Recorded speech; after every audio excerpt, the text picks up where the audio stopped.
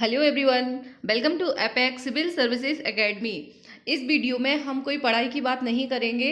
आज मैं बहुत खुश हूँ क्योंकि हमें उम्मीद नहीं थी कि हमारे पास केवीसी से कॉल आएगा और आज मेरे पास कॉल आया है तो मैंने शेयर किया है फेसबुक पे आप लोगों के साथ। तो आप लोगों के क्वेश्चन आ रहे थे कि क्या क्या क्वेश्चन पूछे गए हैं, तो मैंने सोचा मैं एक वीडियो में आप लोगों को बता देती हूँ कि क्या क्या क्वेश्चन पूछे गए हैं और उनका आंसर किस तरीके से देना है। बहुत ध्यान रखना है और बहुत लिमिटेड लोगों के पास कॉल आ रहे हैं। आप लोग बहुत लकी होंगे अगर आपके पास आएंगे। तो अभी 2 दिन और बाकी हैं, 2 दिन में आपके पास कॉल आ सकते हैं, इसलिए आप लोग अपने मोबाइल को चालू रखिए। और बहुत जल्दी जल्दी प्रश्न पूछे जाते हैं, इसलिए कोई डिस्टर्बेंस ना हो तो आप अकेले कमरे में चले जाइए। जैसे ही कॉल आता है लगातार आपसे 6 से 7 क्वेश्चन पूछे जाएंगे और जो प्रश्न पूछे गए हैं मैं मुझसे पूछे गए थे वो मैं आप लोगों को बताती हूँ। मैंने यहाँ लिख लिए हैं ताकि वीडियो बनाने में आसानी रहे। पहले स्टार्टिंग में कॉल आया तो एक मुंबई का नंबर था, उस पर मतलब मेरे मोबाइल में लिखा हुआ आ गया था कि बॉम्बे से नंबर है। तो पहले तो मुझे लगा कि शायद ये कोई कंपनी का नंबर है, पर मैंने उठा लिया तो बोला हेलो मैं केबीसी से। वो जैसे अपन कस्टमर केयर पे फ़ोन लगाते हैं तो बोलते हैं कि मैं केबीसी से मैं के ये कौन कॉल केबीसी से है आपके लिए, और आप हिंदी में बात करने के लिए 1 दबाएं, इंग्लिश में बात करने के लिए 2 दबाएं और अदर लैंग्वेजेस में बात करने के लिए 3 दबाएं। तो इस तरह से आ रहा था तो पहले मैंने 1 दबा दिया। कीपैड चालू करके आपको तुरंत कीपैड चालू करके 1 दबा देना है, और अगर आप रुकेंगे तो आपकी कॉल कट जाएगी, जैसा कि मैंने आपको पहले वीडियो में भी बताया था। इसलिए आपको तुरंत ध्यान से और जल्दी आंसर देना है। जैसे ही वो पूछते हैं कि 1 दबाएं, हिंदी के लिए मुझे हिंदी में देना था तो मैंने 1 दबाया। फिर उसके बाद उसने पूछा मेल या फीमेल है, तो उसके लिए आप मेल है तो 1 दबाएं, फीमेल है तो 2 दबाएं, अदर है तो 3 दबाएं। तो उस तरीके से तो आपको 2 दबा देना है अगर आप मेल फीमेल अपने हिसाब से। और फिर तुरंत पूछेगा नेक्स्ट क्वेश्चन कि आपका ऑक्यूपेशन क्या है या व्यवसाय क्या है। डॉक्टर है तो 1 दबाएं, और इंजीनियर है तो 2 दबाएं, ऐसा। और अदर है तो 4 दबाएं। तो मेरा अदर में आता था तो मैंने 4 दबाया। उसके बाद फिर आपकी एजुकेशन पूछेगा कि एजुकेशन आप ग्रेजुएट हैं तो 1 दबाएं, और अगर ग्रेजुएट नहीं है तो 2 दबाएं। तो अगर आप ग्रेजुएट हैं तो आप 1 दबा दीजिए और नहीं है तो 2 दबा दीजिए। इस तरीके से आपके सामान्य क्वेश्चन हो जाते हैं। उसके बाद फिर तुरंत वो बोलते हैं अब मैं अपने आईपीआर को या जो कंप्यूटर आधारित स्पेशल क्वेश्चन है उनके लिए आपको कॉल डाइवर्ट करती हूँ। तुरंत एक आधा मिनट का टाइम आपको मिलेगा। उसके बाद तुरंत ये आपसे स्पेशल प्रश्न जो मेन है जिनके आधार पे आपका सिलेक्शन होना है, ये 3 क्वेश्चन मुझसे पूछे गए थे। सबसे 3 क्वेश्चन ही पूछे जा रहे हैं। और अगर आप किसी और स्टेट से हैं तो सबके लिए शायद 2 या 3 हज़ार ऐसी ही सीटें, अपनी एमपी और सीजी के लिए 2,000 लोगों का सिलेक्शन होना है, उनके पास कॉल आएगी। तो सबसे पहले आपके पास मेरा पहला क्वेश्चन पूछा गया था कि आपके पैन कार्ड में क्या नहीं होता है। तो इसमें ऑप्शन भी वो देते हैं, 4 ऑप्शन है, वही कंप्यूटर ही देता है।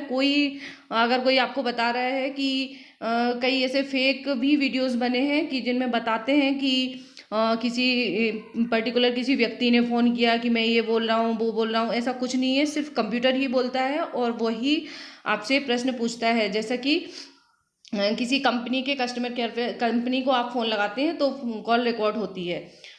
तो पहला क्वेश्चन था आपके पैन कार्ड में क्या नहीं होता है। तो उसमें ऑप्शन दिए थे उन्होंने कि पता नहीं होता है, एड्रेस नहीं होता है, आपकी जन्म तिथि नहीं होती है, और माता का नाम, पिता का नाम, ऐसा 4 चीज़ें ऑप्शन दिए थे। तो उनमें से आपको दबाना था कि आपका अगर ए आंसर है तो आप 1 दबाइए, बी आंसर है तो 2 दबाइए। इस तरह से जो भी आपका आंसर है, तो इसका आंसर था एड्रेस, तो मैंने 1 दबा दिया था। उसके बाद आया भारत एक खोज, सेकंड क्वेश्चन था भारत एक खोज धारावाहिक जो दूरदर्शन पर आता है किसकी पुस्तक पर आधारित है।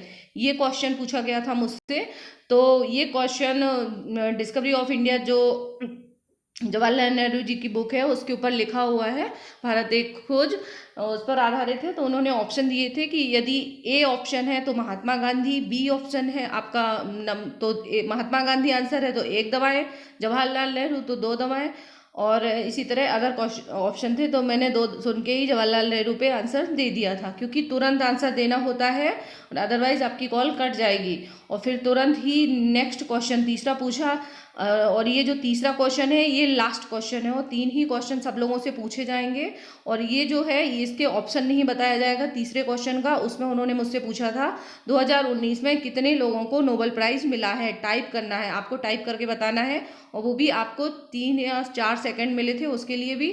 और अगर आप बता देते हैं तो ठीक है, अदरवाइज आपकी बोले कॉल कट जाएगी। और फिर उसके बाद बोलते केवीसी में रजिस्टर करने के लिए और आपके सही जवाब का आंसर देने के लिए धन्यवाद। और अगर आपका अगले राउंड के लिए सिलेक्शन होता है तो केवीसी की टीम आपसे संपर्क करेगी। इस तरह करके फ़ोन कट जाता है। तो थैंक यू वेरी मच। अगर आपको पास कॉल आता है, अभी 2 दिन और बाकी हैं, अगर आपके पास कॉल आता है तो ध्यान से आप लोग आंसर दीजिए, क्योंकि ये बहुत मतलब साल में एक बार ही मौका मिलता है। और वैसे तो कई सालों तक लोग इंतज़ार करते हैं, और मैंने तो पहली बार ही रजिस्टर किया है, और इसीलिए आप लोगों के साथ भी कि मेरा हो नहीं हो पर आप लोगों का किसी का हो जाएगा तो मुझे बहुत खुशी होगी। चलो ठीक है, धन्यवाद। और ज़्यादा से ज़्यादा इस चैनल को शेयर कीजिए, सब्सक्राइब कीजिए। और अगर आप केवीसी की तैयारी करना चाहते हैं तो हमारे सभी वीडियोस देखिए, क्वेश्चन यहीं से पूछे जा रहे हैं। और अभी तो सिंपल क्वेश्चन थे, बट आगे के राउंड में और भी टफ क्वेश्चंस पूछे जाएंगे। और मैं आपको एक क्लू दे देती हूँ, यहाँ पे जो ये क्वेश्चन पूछा गया है, ये एक क्वेश्चन तो जनरल है और एक रैंडमली है। इसमें ये जो भारत एक खोज आज चूँकि 27 तारीख को मेरे पास आया है, और आज जवाहरलाल नेहरू जी की पुण्यतिथि है, इसलिए इससे क्वेश्चन बना है।